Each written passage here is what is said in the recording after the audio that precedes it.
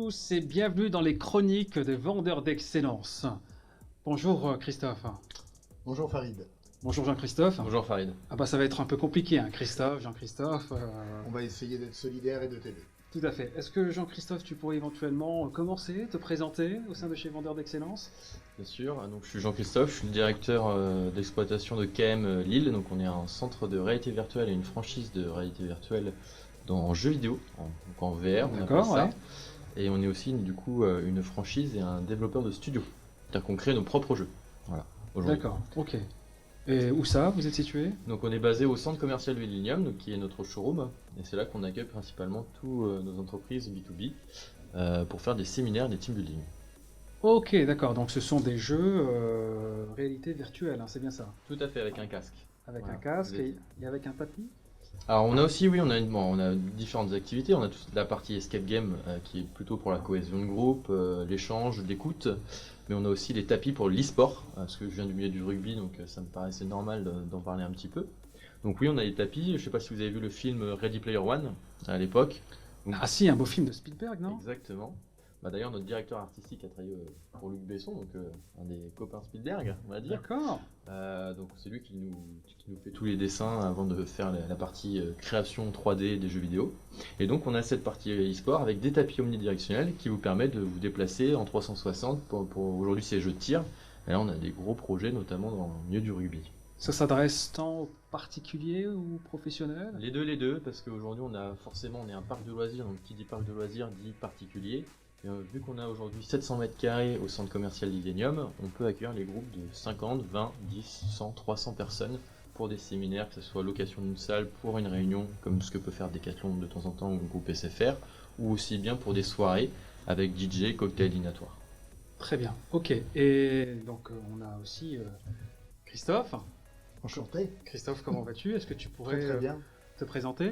Très très bien. Eh ben, écoute, moi, ça fait 20 ans que je suis consultant formateur et depuis quelques années préparateur mental. Ah, Mon métier, c'est l'amélioration de la performance commerciale en entreprise. uniquement dans cette spécialisation-là? Alors, à l'origine, mon histoire, c'est le monde de l'entreprise et c'est la performance commerciale dans le monde de l'entreprise. Depuis quelques années, je suis devenu préparateur mental. Donc le diplôme, c'est préparation mentale et psychologie du sportif. Et effectivement, j'interviens dans le monde du sport, peut-être dans le rugby, peut-être aussi dans d'autres sports, on en parlera peut-être après. L'objectif, c'est vraiment de se servir des techniques, méthodes et des savoir-faire qu'on utilise dans le monde du sport au service de la performance en entreprise. Et notamment dans le commerce, puisque c'est mon histoire. C'est votre cheval de Troie, c'est ça? Oui, c'est ma culture, c'est mon histoire en fait. Très bien, ok. Et Christophe, concernant Jean-Christophe, excusez-moi, je vous l'ai dit, hein, j'allais. Christophe, on va commencer. Je vais réussir, rassurez-vous. Et toi, initialement, tu as fait quoi comme étude, Jean-Christophe? Alors moi j'ai un parcours assez atypique. Moi je suis un passionné de rugby, donc j'ai fait 18 ans de rugby. Donc quand j'ai commencé à 14 ans au lycée, lycée-collège, puis jusqu'à la carrière. Je suis parti en fait jouer en Nouvelle-Zélande en professionnel. Donc j'ai fait des études en marketing et du sport en Nouvelle-Zélande et au Pays de Galles, parce que j'ai signé 2 ans au Pays de Galles, rugby à 7. Et je suis revenu en France faire des études, j'ai continué un peu ma carrière en semi-pro amateur. Et après je suis parti dans le domaine commercial. J'ai eu une première version plutôt logistique, organisation des structures. Et après, je suis parti vraiment dans la partie commerce, développement commercial. Et forcément, en étant rugbyman, je suis rentré dans le monde du rugby derrière la barrière, comme on appelle chez nous, pour faire du développement commercial pour les marques de sport. Comme je travaille mes clients, par exemple, c'était Puma, Adidas. Je travaille pour des marques de crampons aussi. Et je suis arrivé par hasard en 2019 dans la réalité virtuelle, parce qu'on m'a proposé des concepts un peu innovants. Et je suis arrivé après chez KM justement pour la partie escape game cohésion de groupe, parce que dans le rugby on fait beaucoup c'est un esprit d'équipe avant tout, hein. Pour gagner un match c'est pas un gars qui gagne, c'est les 15 voire les remplaçants. D'accord. Donc la liste des 23 et le staff fait aussi partie de la stratégie. Et du coup je suis parti chez KM à Lille, je suis arrivé en septembre et mon job aujourd'hui c'est de développer la franchise ainsi que la société de Lille au centre commercial Illenium. Voilà. Quand on parle de développement commercial, toi de formation initiale, Qu'as-tu appris dans cette école, dans ce centre de formation qui t'a permis aujourd'hui d'avoir les attitudes et les aptitudes aujourd'hui commercialement? Alors moi j'ai eu la chance de faire en France la CCI, donc j'étais à la CCI d'Angers, euh, qui, qui en termes d'organisation est à peu près similaire ici, parce que je sais que tu as des intervenants extérieurs parfois aussi qui interviennent pour les élèves, et moi j'ai eu que des intervenants extérieurs qui avaient déjà une carrière en fait. Donc c'est-à-dire que le cours on le vivait. C'était des exemples de leur propre carrière à ces personnes qui m'ont formé, et forcément derrière on peut l'appliquer directement en entreprise. C'était mon cas à l'époque, et c'est aujourd'hui c'est ce que je fais avec mes deux apprentis de vendeurs d'excellence, justement pour leur apprendre mon savoir, mon expérience. C'est super important. C'est super important. Nous, enfin, moi j'ai la chance d'intervenir avec Vendeurs d'Excellence et effectivement, on essaye de partager avec eux des situations, des cas concrets au plus proche de la réalité. Moi souvent, je vais leur donner des exercices qui sont, pour ne pas dire des cas concrets ou réels, mais très très proches de la réalité et ça leur permet de réfléchir, d'appliquer ce qu'on va leur transmettre en termes de technique, mais aussi de pouvoir se projeter aussi dans leur entreprise à eux. Je suis complètement d'accord. Moi, tous les mois, je fais une session de coaching avec mes vendeurs et mes commerciaux Ouais, génial. en leur donnant une thématique. C'est-à-dire que le client, je vais lui donner un thème, qui tu es, qu'est-ce que tu fais, si tu fais quoi dans la vie, tu as des enfants, t'en as pas, Mm. tu as des employés, t'en as pas, et derrière, le vendeur ou le commercial va devoir trouver les informations pour ressortir de quelque chose et finir par faire une proposition adéquate aux besoins, Mm. voilà, pour bien répondre aux besoins de son client. Ouais, l'entraînement, l'apprentissage par l'entraînement, c'est essentiel. Vous rencontrez quoi? Qu'est-ce que c'est, quelle est la plus grande problématique d'un commercial? Parce qu'en fait, on est dans un métier purement relationnel. C'est le devoir de rendre service à son client, mais c'est aussi plaire à son client. Comment vous arrivez, vous, à tisser des passerelles avec elle, avec des potentiels clients, ou comment vous évertuez aller chercher des nouveaux prospects ou fidéliser vos clients, Jean-Christophe? Alors, il y a plusieurs méthodes. Il y a l'ancienne méthode que j'appelle le phoning à froid, l'emailing à froid, et il y a la nouvelle méthode qui est tout ce qui est digital. Aujourd'hui, il y a des systèmes de connexion grâce à LinkedIn, réseaux sociaux, Instagram, on peut même parler presque de Facebook, certains de Snapchat. Les jeunes, une de mes Les réseaux commerciales sociaux, oui. utilise Snapchat pour contacter certaines personnes de son entourage. Donc il y a ça. Et aujourd'hui, je fais un peu un mélange des deux. J'utilise l'ancienne et la nouvelle, justement pour avoir plus d'impact. Et bien sûr, après, il y a tout ce qui est le système on appelle de réseautage, qui est souvent soit le matin comme le BNI, soit le soir comme la table ronde ou le Rotary. Et ce que j'ai beaucoup apprécié dans une de mes apprenties dernièrement, c'est qu'elle spontanément elle a dit je vais aller à une soirée de réseautage que j'ai trouvée sur Facebook. Voilà, c'est une assoce qui faisait un événement spécifique. Et hier, ce matin, elle est allée hier soir, ce matin, elle est revenue avec 3 contacts.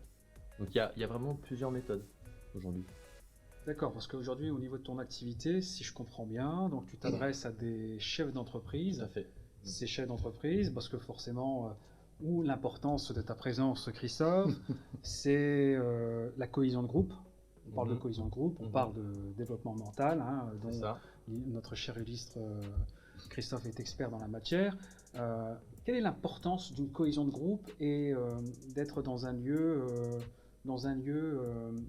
tel que chez KM, ça peut engendrer quoi? Et quels sont les bienfaits en fait d'un escape game organisé par une entreprise dont toi tu es toi-même le promoteur? En fait, tout simplement, c'est qu'on va travailler sur la partie cohésion, la partie écoute. En fait, l'avantage qu'on soit aujourd'hui créateur de jeux vidéo, c'est qu'on maîtrise ce que l'on fait. C'est-à-dire que les scénarios, on va les créer aussi pour les chefs d'entreprise. Certes, on a un parc de loisirs pour le grand public, mais notre cible principale aujourd'hui, quand même, chez KM, pour tous nos centres, c'est les entreprises. Donc, justement, nos escape games sont faits pour travailler l'écoute, même des fois révéler un futur manager. C'est ce que je dis à mes clients, c'est un argument de vente. Des fois, quand vous cherchez un manager, ça se trouve, vous l'avez dans votre équipe et vous le savez pas. Ouais. En venant chez moi, déjà, vous allez augmenter votre capacité de performance. Parce que les escape games, il y a eu une étude qui a été faite il y a 2-3 ans sur les escape games classiques. C'est 30% d'augmentation de la performance aujourd'hui, quelques mois après. Pourquoi? Parce que qu'est-ce qu'on fait dans un escape game classique ou en réalité virtuelle? C'est ouais, tiens, passe-moi, tu sais où elle est la clé? Ah oui, je l'ai vue dans telle pièce, vas-y. vas-y, je te donne un ordre de management indirectement. Je te donne un conseil de management. Donc on va travailler sur cette partie-là. Et c'est comme ça qu'on améliore les performances grâce à l'escape game. Ludiquement en plus. Et comment vous mesurez parce que j'imagine que tu es en capacité de faire des jeux et des escape games définis par rapport aux besoins d'un client. Et donc comment tu vas mesurer l'avant-après par rapport aux objectifs du client en fait? Souvent c'est le client qui va revenir vers moi en me disant ce mois-ci mes commerciaux, ça fait 2 mois qu'on est venu chez vous. Déjà ça les a reboostés par rapport à la situation qu'on le vit qui est le Covid. Déjà il y a la partie performance mentale, parce que c'est important de changer l'idée. Et deuxièmement c'est les ventes. Combien de ventes ont été faites dans les 3 derniers mois? Ok. Impressionnant. Tu vois ça comment, Christophe, l'importance d'une cohésion de groupe, que l'entrepreneur, le dirigeant puisse demander à son équipe de s'organiser autour d'une activité de loisir permettant justement de joindre l'utile à l'agréable à raison d'une fréquence d'une fois ou 2 fois dans l'année, de se retrouver, de se centrer sur son équipe et éventuellement sur un éventuel cohésion. Ouais, tout à fait. En fait, on parlait tout à l'heure de lien entre le sport et l'entreprise. Comme tu le disais, Jean-Christophe, on peut pas gagner tout seul dans une équipe. Et comme tu disais, c'est l'équipe sur le terrain, le banc, les remplaçants, etc. Si on fait le lien un peu rapide avec l'entreprise, le commercial qui va démarcher son client, derrière il a une équipe développement, il a une équipe marketing. Bien souvent maintenant les ventes, elles vont se faire en mode projet. Donc on va avoir une équipe d'acheteurs en face, ou en tout cas différents départements dans l'entreprise qui vont être concernés, impliqués ou tout simplement en première ligne par rapport à la demande, les acheteurs par exemple. Et de notre côté, si on met en face qu'un seul vendeur, c'est peut-être un peu court, et en tout cas la charge est importante. Et donc on va mettre des équipes de vente en face. On va mettre des équipes de vente, et pour travailler le succès de l'équipe commerciale, la démarche de travailler en équipe, elle est essentielle. Pour moi, elle est essentielle. Et effectivement, tu peux avoir des très très bons commerciaux qui vont pas pouvoir performer parce qu'il va leur manquer cette dimension d'équipe. Voilà. Et donc, oui, ces solutions pour développer l'esprit d'équipe, l'adhésion à un projet, l'adhésion à des valeurs communes et des modes de fonctionnement communs, quel que soit le mode de fonctionnement, nous, on va le travailler au travers d'exercices un peu similaires que ce que tu évoques au travers de l'escape game. Bon. En tout cas, ce sont des choses qui deviennent de plus en plus importantes et impactantes dans l'entreprise, en fait. Quel est l'intérêt pour toi, Jean-Christophe, de faire appel à des entreprises? Comment tu arrives à les faire conscientiser des bienfaits des escape games? Déjà, quand je leur montre les clients avec qui j'ai travaillé, quand je dis j'ai SFR, j'ai Decathlon, j'ai Leroy Merlin, j'ai La Poste, c'est des noms qu'ils connaissent. Donc, déjà, c'est un exemple. Ça, c'est ce qu'on appelle la réassurance. C'est ça, c'est le référencement de ce qui s'est passé avant. Après, en termes d'argumentation, je leur dis de toute façon, chez moi, tout est sur mesure. Moi, vous me dites votre budget, je m'adapte. Voilà. Mais selon toi, comment tu perçois la chose de la cohésion de groupe? Quelle est l'importance, mentalement, à ce que les entreprises s'investissent à partir vers tes solutions que tu proposes? Je sais que je te tords dans tous les sens, je suis désolé, mais... Pour moi, la cohésion, elle est méga importante dans le sens où, moi, étant anciennement rugbyman, la cohésion de groupe, c'était notre base. Donc, je fais souvent la différence entre le rugby et l'entreprise parce que c'est lié, en fait. On est un esprit d'équipe. Si on veut réussir ensemble, il faut être lié. Donc, si on n'a pas de lien ensemble dans l'entreprise, c'est ce que tu disais, Christophe, le succès est moindre, voire absent. Moi, ce que je propose aujourd'hui à mes clients, c'est de rassembler, unir, unifier, avoir cet esprit-là d'équipe et surtout dans un autre domaine complètement différent. Voilà. C'est ça que je propose aujourd'hui. Et ça plaît. D'accord. Et toi, est-ce que tu peux nous donner un peu plus ou moins une vision, mais vraiment un peu plus poussée sur l'importance vraiment, je le répète parce que je l'avais posé préalablement, mais toi qui es préparateur mental, est-ce que tu peux déjà nous raconter ce que ça veut dire en fait, tu nous as fait une introduction tout à l'heure, mais sur l'état psychologique, comment on arrive à désamorcer, je veux dire, ce qu'on appelle une croyance limitante, en parlant de... Alors, ouais, si tu veux bien, je voudrais revenir déjà Bien sûr. sur le propos de Jean-Christophe. On a parlé de l'importance du groupe, de la cohésion du groupe, et de trouver peut-être son futur manager dans le groupe. On connaît tous dans le sport les capitaines qui sont sur le terrain, et on connaît tous aussi les capitaines ou les leaders de vestiaire, qui sont pas forcément le capitaine officiel attitré.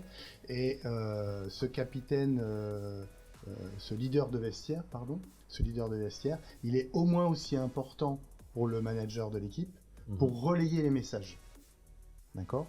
Et donc nous, quand on va travailler un groupe, en termes de cohésion d'équipe, de projet d'équipe, etc., on va pouvoir travailler pour le manager ou l'entreprise, on va dire, ou pour l'entraîneur. On va pouvoir travailler à détecter et à l'aider à détecter ces fameux leaders de vestiaire qui vont lui permettre sur lesquels il va pouvoir lui s'appuyer, pour pouvoir passer les messages et passer les consignes, ou passer ces messages tout simplement. D'accord ? Au-delà de l'action, au-delà du pilotage de l'action, bien souvent en amont, pour préparer la mise en place de cette action, ça va être important pour lui de s'appuyer sur ses leaders de vestiaire en fait. Je ne sais pas si j'ai répondu, je voulais répondre via ce biais. Je vois ce que tu veux dire, parce que moi, dans les escape games, parfois avec des groupes, je le vois, ça va être le petit mec, la petite nana qui, à la base, qui n'est que juste dans la com ou dans le service comptabilité, et c'est la première qui va parler, donner les directions. Donc c'est ça qui est intéressant, tu as raison, c'est que des fois, c'est ces gens des vestiaires-là, justement, qui se révèlent au final. Absolument. Et non seulement ils vont se révéler, mais en plus, le manager va pouvoir prendre conscience de l'importance de ces personnes ou de la valeur de ces personnes pour pouvoir relayer son message au sein de l'équipe, en parallèle de, on va dire, la voie officielle ou la voie hiérarchique, tout simplement. Sachant qu'on est de plus en plus sur des structures et des groupes qui sont, moi je vais appeler ça déhiérarchisés, d'accord ? Et on n'est pas obligé d'avoir un superviseur, un manager, un N+2, un N+3, etc. pour faire avancer un groupe et pour faire vivre un groupe en fait. Parfait, très bien. Merci de cette analyse. Jean-Christophe, te concernant, quelles sont les problématiques que tu rencontres à l'égard des décisionnaires en termes de traitement d'objections lorsque tu proposes des solutions adaptées par rapport à tes différentes offres? Est-ce que tu peux nous énumérer éventuellement quelles sont les objections principales? Alors j'ai pas assez trop cher parce que je suis plutôt bien placé sur le marché, on va dire. C'est cher par rapport à quoi? Voilà, après on dit c'est cher par rapport à quoi. J'ai principalement, la réalité virtuelle c'est quelque chose qui n'est pas encore très connu. Donc forcément les gens ont des a priori. Oui, ça fait venir, oui, ça c'était il y a 10 ans. Donc déjà il y a ça, cette première c'est la nouvelle technologie, les gens ne connaissent pas encore. Moi ma méthode, ce que je dis à mes commerciaux, quand vous avez des grosses objections, du genre ça m'intéresse pas, c'est d'envoyer un mail en disant écoutez j'ai bien compris que vous n'étiez pas intéressé, cependant je vous propose de passer et de venir tester gratuitement un jeu. J'ai de la chance sur mes jeux. Je peux me permettre aujourd'hui de me dire vous voulez tester avant? Venez à deux, il n'y a pas de souci, venez tester. Et aujourd'hui ça marche en fait. Parce que après il y a des objections standards, j'ai pas le temps, je suis occupé, rappelez-moi dans 10 jours, voilà. Donc déjà, moi je dis à mes commerciaux, faites juste un mail en remerciant, j'ai appelé ça, on remercie même quand on se prend une baffe, et on dit écoutez, merci quand même de votre sollicitation, et je vous propose de venir, je vous offre une place gratuite pour venir dans mon parc, à deux, pour tester un jeu, et vous verrez que vous reviendrez chez moi, vous reviendrez de vous-même, me proposer une cohésion de groupe. Donc si là on te donne une objection, tu vas nous proposer 2 places dans ton parc. Bien sûr. Par exemple, moi si je te dis, écoutez, moi je suis désolé Jean-Christophe, mais vous avez une belle proposition, mais c'est cher et bon, ok, je vois vraiment pas d'intérêt à venir avec mon équipe chez vous. Je veux dire, c'est cher déjà par rapport à quoi? Voilà. Oui, bien sûr. Déjà, normalement, vous n'êtes pas censé me le dire si je vous ai demandé votre budget au départ. Oui. Voilà, donc c'est ce que je demande, c'est ce que mes commerciaux demandent. Donc quand j'ai votre budget, au moins, vous pouvez pas me dire que c'est pas le bon budget. Et derrière, je vais vous énumérer tous les avantages que propose le team building. par rapport aux avantages, cohésion, équipe, etc. et par rapport à la performance. Si quelqu'un me dit qu'il n'a pas besoin de performance dans son entreprise, moi je le comprends pas. Après que ce soit pas le bon timing aussi, c'est possible. Dans ce cas-là, je veux dire, mais est-ce que vous prévoyez quand même de faire quelque chose cette année? Dans ce cadre-là, bah écoutez, on se rappelle dans 2 mois, dans 1 mois ou dans 2 semaines. Voilà, tout simplement. D'accord, mais tu émunères jamais. Le fait est que l'importance, une fois par an, de donner ce qu'on appelle une cérémonie, un séminaire, parce que je pense que tu peux aussi offrir d'autres services complémentaires que sur les solutions que tu proposes, parce que tu proposes aussi, me semble-t-il, la restauration. Est-ce que tu peux nous en dire un peu plus? Oui, je propose aussi tout ce qui est séminaire, que ce soit juste séminaire classique pour des réunions pour les grands groupes comme Decathlon, quand ils veulent faire une visio à l'étranger, ils viennent dans ma salle, voilà, on organise tout ça. Et après, j'ai tout ce qui est événement, et vraiment événementiel soirée avec DJ, cocktail dînatoire, avec une option découverte de la VR, avec service. Et là, on est dans un autre cadre, on n'est plus vraiment dans la partie mentale et cohésion du groupe, on est plutôt dans le relâchement de soi. Le but, c'est souvent c'est en fin d'année, ou en début d'année. C'est là vraiment pour dire voilà, mes équipes cette année ont bien bossé, ou je veux justement qu'elles bossent bien cette année, et j'organise une soirée justement pour se relâcher et bien repartir. C'est ce qu'a fait SFR au mois de novembre avec nous, et j'ai eu des très bons retours depuis. Super. Christophe, concernant ce que je t'avais évoqué tout à l'heure, donc sur la partie mentale, étant donné qu'il est ancien sportif de haut niveau, parce que maintenant tu es un petit jeune retraité. Hein. Exactement. Mais sur la réponse à un traitement d'objection, comment tu vois la chose par rapport à sa thématique? Si toi tu devais apporter ton expertise. Alors déjà sur la partie mentale, enfin sur la partie technique, sur la partie technique, un classique, l'objection c'est quand même le premier signal d'achat. Moi, je vais pas lire l'objection comme c'est cher par rapport à quoi. Moi, je vais la lire comme j'entends que vous êtes très intéressé, mais par contre, le prix est peut-être un sujet pour vous. Voilà, j'entends plus dans cette approche-là. Ensuite, sur la partie mentale, ce que je veux entendre par là, c'est la relation à l'autre, la connexion humaine.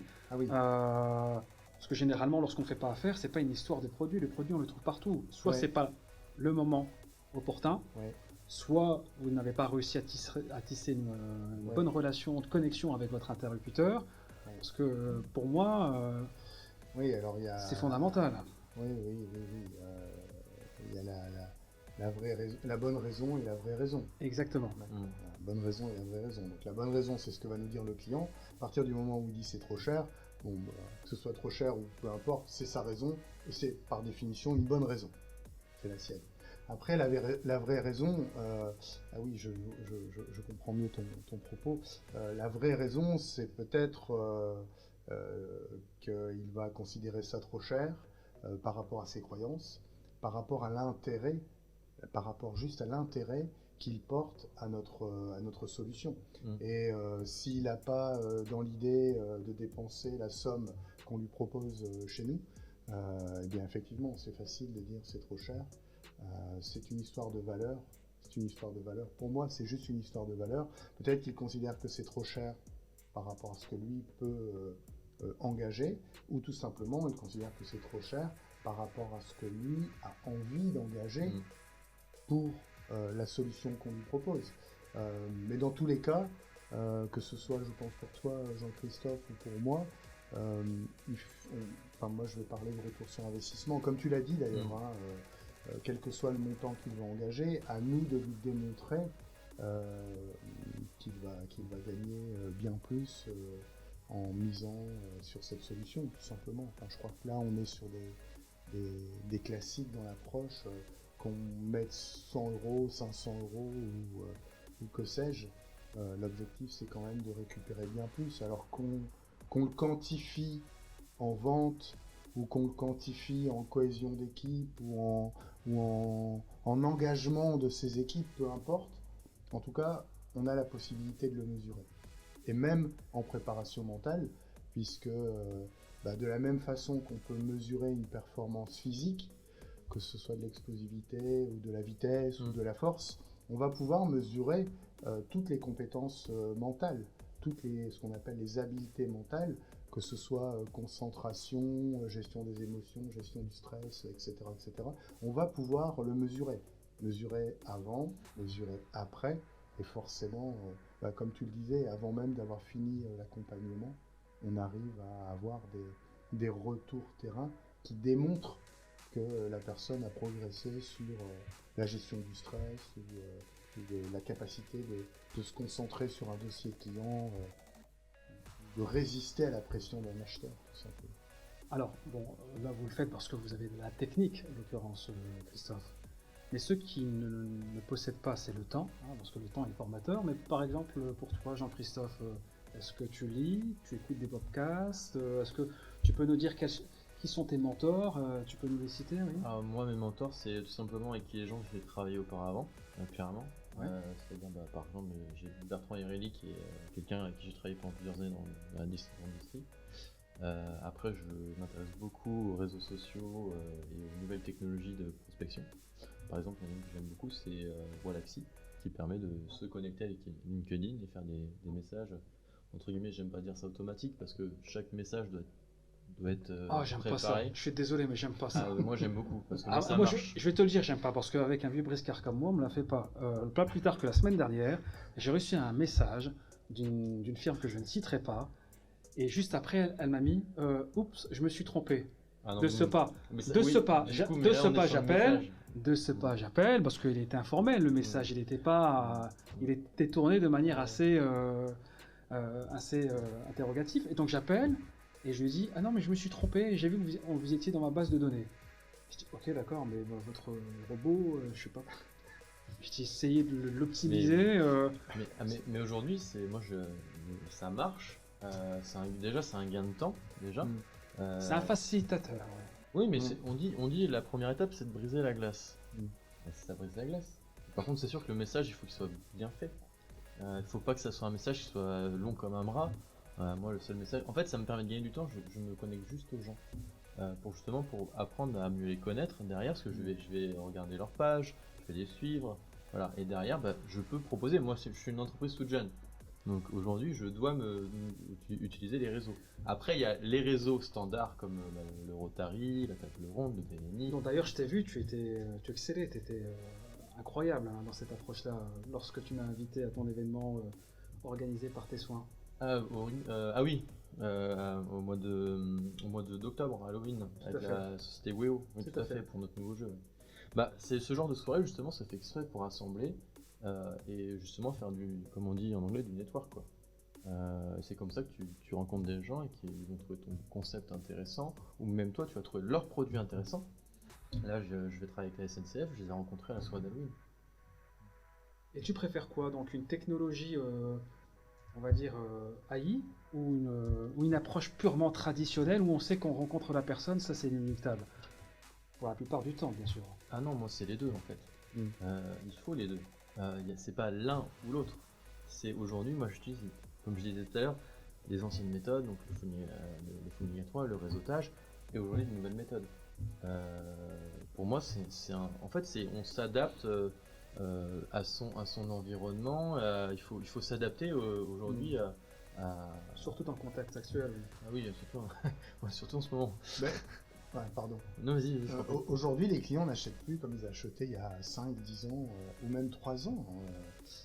Tu penses, oui, c'est un fait, mais je suis pas convaincu en fait. Ce sont des habitudes, on va dire, qui sont pour moi temporaires, parce que on va revenir aux fondamentaux de la vente. Ça, c'est sûr et certain. Mais pour moi, on s'éloigne pas, Farid, des fondamentaux de la vente. Quand on va utiliser tous les services et toutes les fonctionnalités que peut nous proposer le digital, que ce soit pour de l'automatisation d'envoi de messages ou simplement se faire connaître en termes de visibilité. Tout à fait, oui.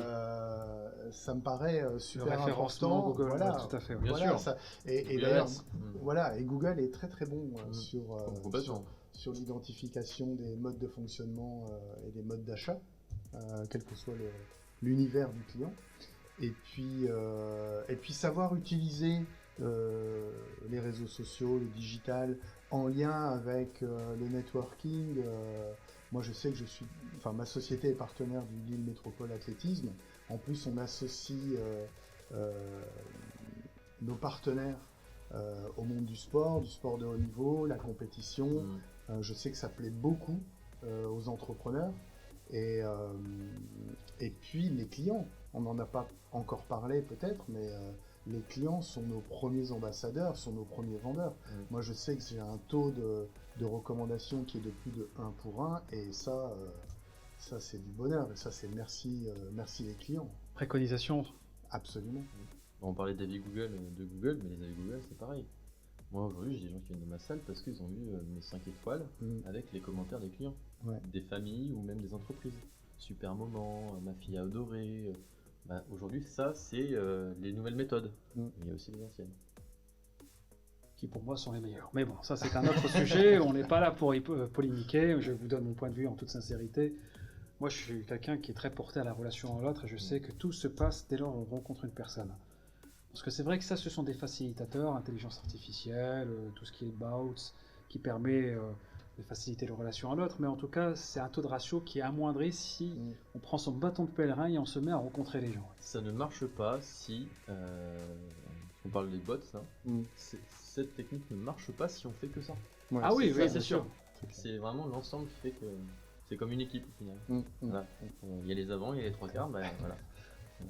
Il y a une part de financisme ou de stratégie en toute sincérité. Est-ce que le commercial aujourd'hui n'est plus celui des années 80-90 parce qu'on les a connus ceux-là Est-ce qu'aujourd'hui on est dans quelque chose qui est plutôt en perpétuelle transformation ou on garde quand même, parce que le métier de la vente, on est d'accord, ça fait pratiquement plus de 5000 ans que ça existe, ça peut pas se changer comme ça en un claquement de doigts. Donc il y a certes des process qui s'adaptent selon le temps pour lequel on vit, et il y a les fondamentaux qui restent pour moi écrits dans le marbre. Les fondamentaux c'est hyper important, c'est déjà c'est quoi votre besoin avant de faire quoi que ce soit. C'est le besoin qui prime.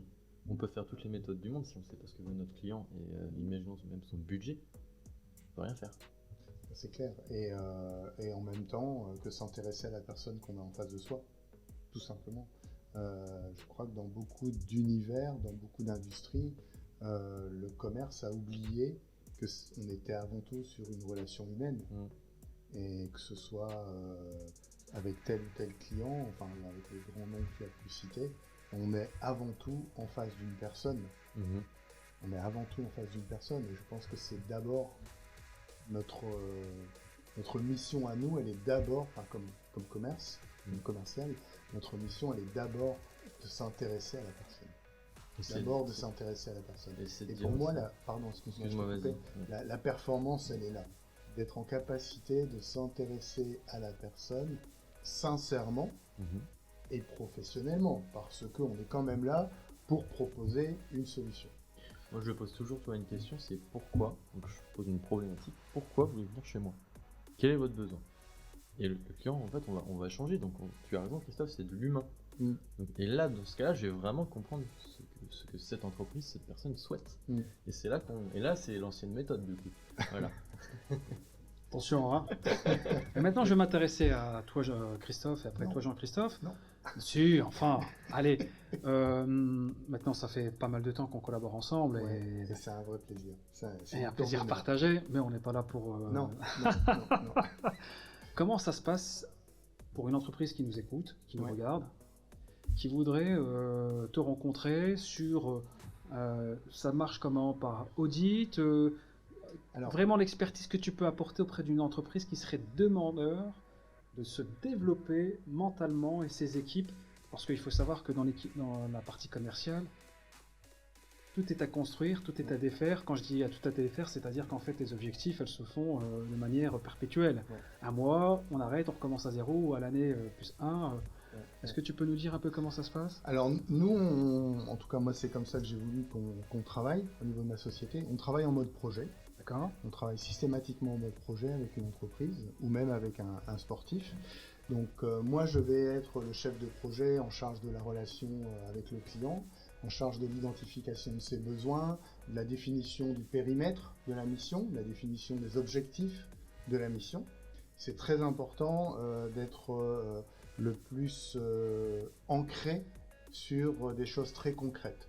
Hein, il faut qu'on soit basé sur des objectifs, des plans d'action, des calendriers, des choses très concrètes. Et c'est à moi de le définir avec le client. Ensuite, on va avoir un formateur, un coach ou un préparateur mental, ou les trois à la fois, qui va pouvoir livrer la mission.